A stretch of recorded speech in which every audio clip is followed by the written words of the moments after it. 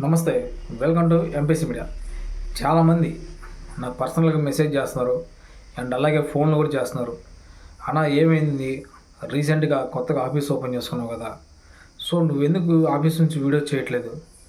బయట లొకేషన్‌లో నుంచి వీడియోస్ చేస్తున్నానని చెప్పి చాలామంది నాకు ఫోన్‌లు చేయడం, మెసేజ్ చేసి అడుగుతున్నారు. సో, నాకైతే ఎలాంటి ప్రాబ్లమ్ లేదండి. నేను నిజంగా కొన్ని అంటే నేను చెప్పేసి ఆ రోజు ముందే చెప్పా. ఆ వీడియోలో కూడా చెప్పా మనోళ్ళకి. నేను ఆఫీస్ నుంచి వీడియో చేసిన మట్టికి స్వయంగా మన ఆఫీస్‌కి అందుబాటులో ఉన్నట్టు. ఇన్‌కేస్ మన ఆఫీస్ నుంచి గాని మనకు వీడియోస్ చేయకుండా బయట లొకేషన్ నుంచి గాని నేను వీడియోస్ గాని చేస్తే నేను మా రిలేషన్ వాళ్ళ ఇంటి దగ్గర ఉన్నట్టు. సో, ఈ రెండే మనకు క్లారిటీ. ఇంకొంతమంది అన్నారు, "అన్న నీకేమన్నా పైనుంచి ఒత్తిడి వచ్చిందా? 2 ఛానెల్‌లు మెయింటైన్ చేస్తున్నావు.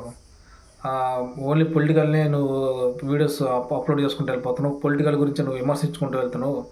అట్లా ఏమన్నా ఒత్తిడి జరగడం వల్ల నువ్వు దూరంగా ఉండి ఎక్కడన్నా ఉండి వీడియో చేస్తున్నావు" అని చెప్పి చాలామంది అడుగుతారు. సో, నాకైతే ఇప్పటికైతే ఎలాంటి ఒత్తిడి రాలా. బహుశా అలాంటి ఒత్తిడి వచ్చే అలాంటి పనులు కూడా నేను చేయను. ఏ ఒక్కరిని కూడా అసభ్యకరంగా మాట్లాడను. ఏ ఒక్కరిని కూడా వాళ్ళ మనసులు బాధపడే విధంగా అయితే నేను మన ఛానల్‌లో మాట్లాడదలుచుకోలా. ఉన్నదాన్ని, జరిగిందాన్ని ఓపెన్‌గా మీ అందరికి చెప్పడం నా టార్గెట్. సో, అంతేగాని నేనైతే మట్టికి ఎక్కడికి పారిపోలేదు. ఇన్‌కేస్ ఎవరినైతే నన్ను బెదిరింపులు అయితే నేను చేయలేదు. ఎవరు కూడా చేయరు. ఎందుకంటే నేను ఒక్కడినైతే లేను దీంట్లో. ఈ ఎంపీసీ మీడియా గ్రూప్ అనేది ఈ ఛానల్‌లో స్టార్ట్ చేసినప్పుడు నా వెనక మా టీమ్ ఉన్నారు. మొదటి ఛానల్ స్టార్ట్ చేసినప్పుడు కూడా నాకు టీమ్ ఉన్నారు. సో, చాలామంది తెలీదనమాట. నేను ఒక్కడినే కనిపిస్తా వీడియోలో మీకు. మీ అందరికీ నేను ఒక్కడినే కనిపిస్తా. కానీ బయటకు వచ్చినప్పుడు మటుకి ఒక్కడినే రాను. టీమ్ తోటే వస్తాను నేను. సో, చాలామంది అట్లా అనుకుంటున్నారు. సో, ఒంటరిగా ఉన్నాడు కదా! వీడియో చేసుకుంటూ వెళ్ళిపోతున్నాడు.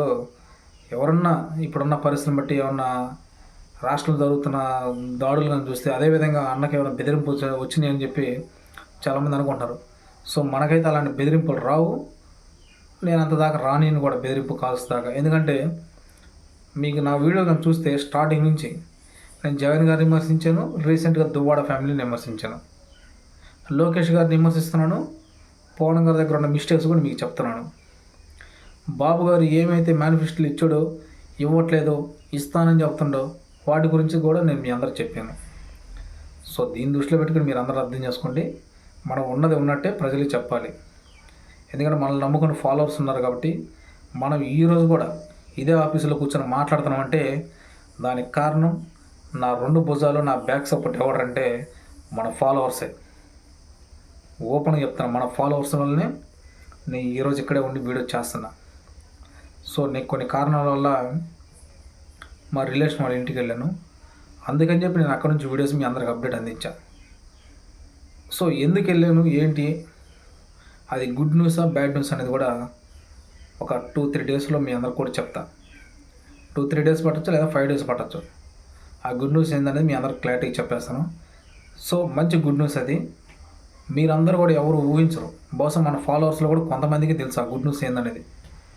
నేను ఎందుకు ఇన్ని రోజులు బిజీగా ఉండి ఒక 1 వీక్ నుంచి వీడియోస్ బయట లొకేషన్ నుంచి పెడుతున్నా అంటే మన టీం వాళ్ళందరూ తెలుసు కానీ మిగతా మన ఫాలోవర్స్ మందికి ఎవరో తెలియదు. సో, ఈరోజు చెప్పాలనుకున్నాను. సో, నేను మా ఫ్యామిలీ మొత్తం ఆ గుడ్ న్యూస్ పని మీద వెళ్ళాం. కానీ అది కొంచెం పోస్ట్‌పోన్ అయింది. పోస్ట్‌పోన్ అంటే నాకు తెలిసి బహుశా రేపైద్ది అనుకున్నా. నేనేమనుకున్నా ఈరోజు జరిగింది ఆగస్టు 15 కదా! లైఫ్‌లో మర్చిపోలేము, ఎప్పుడు చరిత్రలో గుర్తుండిపోద్ది అనుకున్నా. కానీ బ్యాడ్ లక్, కొంచెం పోస్ట్‌పోన్ అయింది. ఇన్‌కేస్ రేపు లేదా ఎల్లుండి ఒక 2-3 డేస్‌లో మీ అందరికి మళ్ళీ నేను ఎందుకు అనేది ఆ అప్డేట్ ఇస్తా. సో, మంచి గుడ్ న్యూస్ కూడా మీ అందరికి చెప్తా.